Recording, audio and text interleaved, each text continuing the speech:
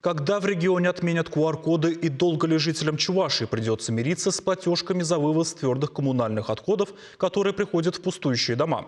Свои вопросы главные редакторы чувашских СМИ задали руководителю региона Олегу Николаеву.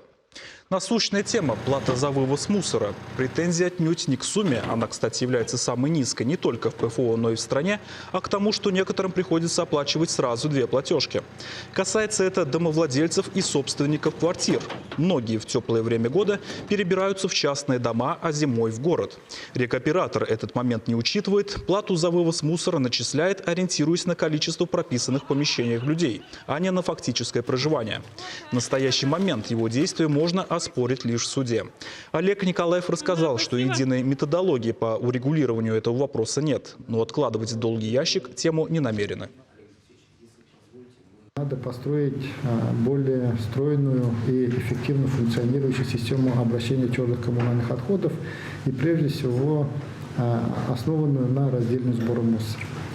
И вот эта работа сейчас она запущена. Мы планируем буквально сразу же после наступления Нового года запустить к обсуждению внесение изменений в территориальную схему обращения твердых коммунальных отходов. Эту схему, заверил руководитель региона, планируют наладить к 2025 году.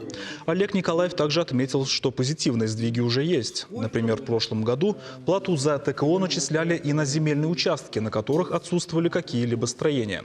Главреды также поинтересовались, когда в республике планируют отменить QR-коды.